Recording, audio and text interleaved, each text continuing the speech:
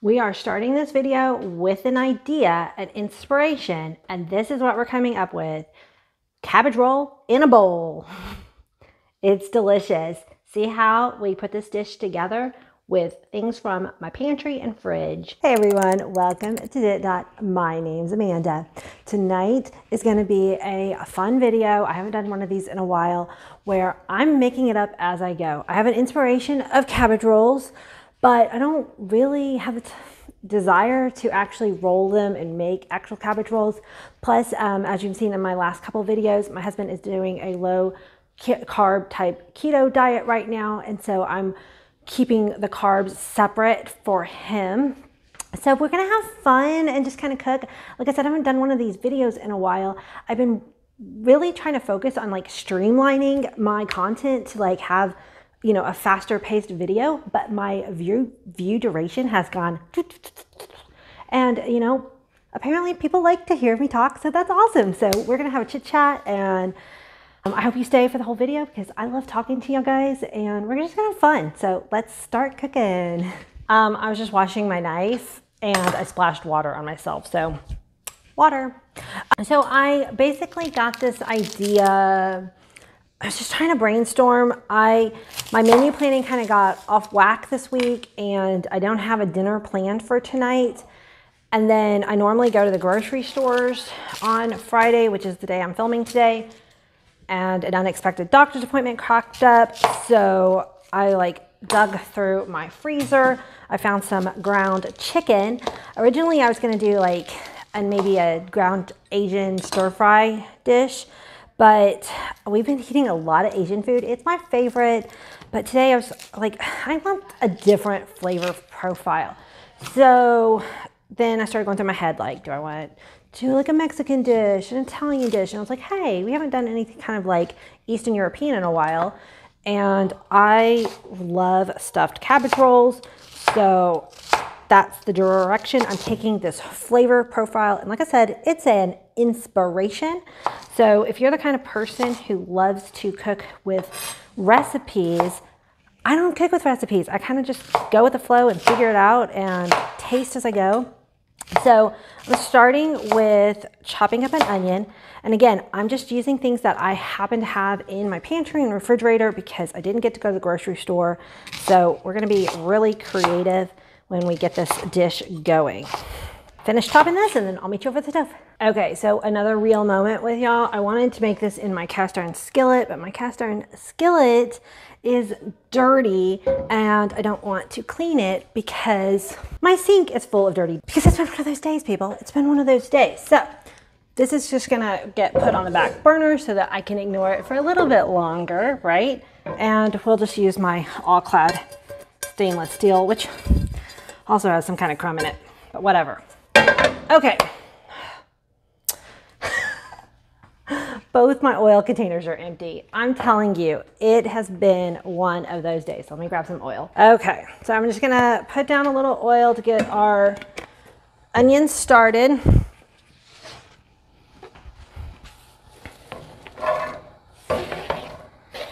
And then I'm gonna chop up some celery, basically because I wanna bulk this out with some more vegetables, and I happen to have celery in the refrigerator. And this celery has seen better days, but I'm gonna ignore that side and work from this side. And let's see, we'll go with, oh, that one's looking sad too. This is an interesting piece of celery, look at this. So on the outer stalks, the inner stalks are like grouped together differently than I've ever seen them before. I don't know if it shows up on the camera. It's kind of interesting. The inner stalks, which is what I'm gonna steal, look at that. They're kind of like all together on one big stalk. I've never seen that before. It is what it is. Okay, I'm gonna go ahead and chop this and use even the greens because they're still fresh. And I really love the flavor of the celery greens. It's very, very interesting. It's like it's one stalk at the bottom that then branched out. Okay, I'm also gonna go through my garlic and I'm gonna chop up a couple of cloves of garlic and I'll be right back. Okay, I got my garlic roughly chopped. We're gonna add it to the onions and the celery, which I've been kind of giving a, don't leave your spoon in the skillet. Holy cow, that was hot.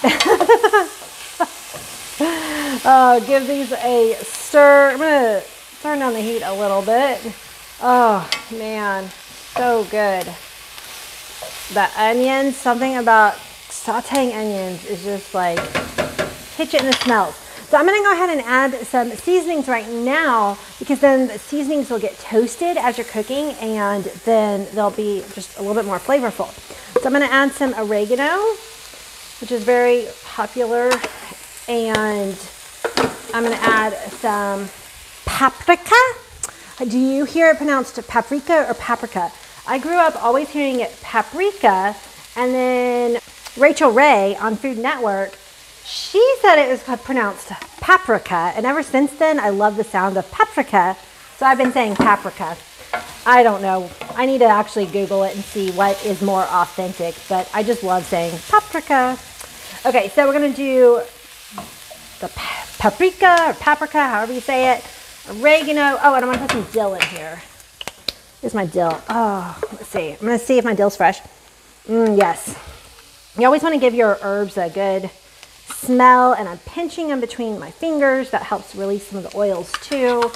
And anytime your herbs start to turn like brownish, or they don't have a scent to them, then it might be time to replace them. It won't necessarily be bad for you, but they just aren't gonna bring as much flavor to the dish. So this is already looking terrific. Let me show you a close-up. And like I said, putting them in right now will actually toast up the seasonings a little bit. Look at that. Oh, did it do it? I've got some jumping onions in here. Okay, I'm gonna grab a couple more ingredients and be right back. Okay, I don't think that mushrooms are usually found in cabbage rolls, but I just like to bulk out my meals with as many vegetables as logically would make sense. A lot of times, it's the mom in me, what can I say? So again, I'm working from a pantry, so I like to keep canned mushrooms on hand sometimes. And in, casserole-y kind of dishes, sometimes the canned mushrooms work just as good as a fresh mushroom. So add those in. And then also, before I add the chicken, I'm going to add in some scoops of tomato paste. Again, this will actually get the tomato paste to help break up throughout the onions, and will also toast it a little bit too, which will give it a really good depth of flavor. So I'm using about half the can right now. I might add more later at the end. I'll taste it. So I'm gonna kind of work this tomato paste in, and then I'm going to add my smoked salt. I think smoked salt with a smoked paprika, it's just gonna add something to this dish. I will link down below in the description box where I buy this smoked salt from Amazon. It's my secret ingredient. Oh, it just smells so good. I love that stuff. Okay, and now we are going to use ground chicken, because that's what I have. If you have ground turkey or ground beef, by all means, ground lamb would be really great, but I've got ground chicken, so that's what we're using tonight. I don't like thawing stuff out in my microwave, but the technology has definitely gotten better than it used to be, and so I was able to thaw this out in my microwave today, and so yay, we are able to have a yummy dinner. So I'm going to go ahead and just kind of break this chicken down. Let me show it to you. It's kind of getting off screen again. I'm sorry, guys. So I will show you a close-up picture. I'm going to break this down because we want it to get incorporated in with the onions and celery, and we want to let it cook all the way through. So it's beginning of summer here. Normally, I think of stuffed cabbage as kind of more of a winter meal, but again, I was just wanting some kind of different flavor profile, something that I haven't done in a while, so this is what came to mind. But I'm wondering if any of y'all have any good summer plans. We are looking forward to a trip to Disney later this summer. We haven't been anywhere since before 2020. So fingers crossed everything goes well for us and we get to actually go on vacation this year. Oh, you know, we all need it, don't we? Okay. I'm thinking, this is what I do. I think the chicken is not cooked all the way through yet, but that's okay because we're going to let it simmer to help develop the flavors. But let's go ahead and add in a can of diced tomatoes. This is going to be, it's going to make a lot. I've got a family of 4, so I usually try to aim for 4 plus maybe a little bit for like a lunch leftover because I love eating leftovers. But this is going to make quite a bit. I might end up taking some to my mom's house, which, you know, she's never one to say no to one of my meals. So this will make, well, I think this would actually freeze really well too, but I'm actually trying to work and clean out my freezer these days. Okay, so normally you would use like, I don't know my cabbage varieties, you know, the little white round ball of cabbage. But this is what I have. I have Napa cabbage. And so, like I said, we're working with what we have, so that's what I'm going to use. So I'm just going to slice it up into some ribbons and get some of this cabbage into, well, actually, I'm going to add the chicken broth first because then I think it'll be easier to work the cabbage down in. So I'm going to add a little bit of chicken broth. I'm going to turn the stove back up to high. And we want this chicken broth to kind of cook down and concentrate. So you're going to let this simmer for about 20-ish minutes and let all these flavors just kind of meld and come together. I'm probably going to add more cabbage as this cooks down, but we're going to give this a chance. Let me show you again. Give this a chance to simmer down and we'll be back.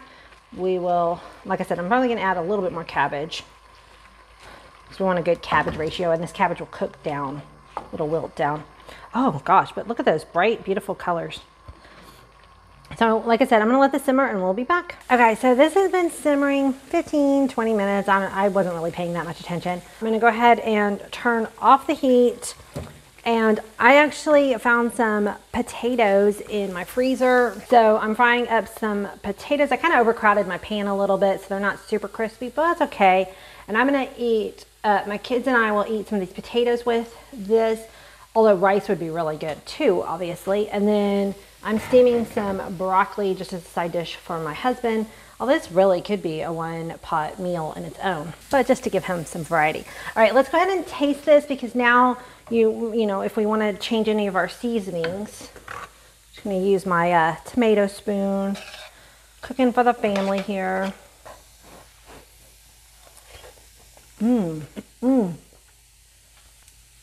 That's so good. You know what? I'm going to add a splash of lemon juice. Be right back. So it's so interesting. I've mentioned it before on my channel. I have something called aphantasia, and more people are hearing about. I'm just adding a tiny splash.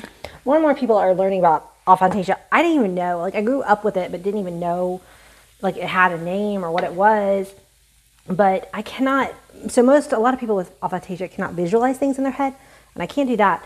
But I also can't taste things in my mind, and so sometimes when, like, I haven't cooked these flavors in a long time, I don't know how I do this. I know that they will go good together, but I cannot remember what they're going to taste like. So me taking a bite of this just now, it's just like a new experience for me almost, because I haven't had these flavors in so long. It's just like, oh yeah, that's what they taste like. It's so good. Yeah. That lemon juice kind of brightened it up a little bit. Just add a little zing, and the paprika, and the dill, you know, garlic, just such yummy, got cabbage on me, such a yummy flavor profile. But let me go ahead and make up a bowl, and then we'll give it an actual official taste test. Okay, so Watson and his nails are so loud tonight. Anyway, I plated up a little bowl with some roasted potatoes, and like I said, rice would be really good in this too, but let's give it a taste. with a little bit of the potato. I let it cool down a little bit more.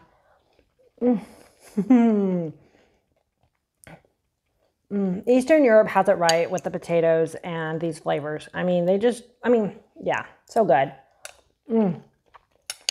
This is a really hearty, delicious meal. I actually like that I used chicken in it instead of beef. I feel like it lightens it up a little bit since we are having it in summertime, beginning of summer here. Well, I hope you enjoyed making this up with me as I went along. Like I said, I had an inspiration. I didn't exactly know what the final dish was going to look like. I'm very pleased with how it came up. It's got the flavors of a cabbage roll without all the work. Not to say that sometimes it is definitely worth going to the work of making actual cabbage rolls. They're delicious. I love them. But, you know, some days you just want a faster dinner. So if you are a longtime friend of this channel, I am so glad that you're back and you're watching my content. If you are new and you've gotten this far in the video, maybe hit that subscribe button and stick around and see what else I've come up with, because I love to have fun on this channel and cook and explore all kinds of different things and sometimes do reviews. And I love meeting people, so please leave comments down below. I started a YouTube channel to meet people, and I really love engaging with you down in the comments. Until the next time, goodbye, guys.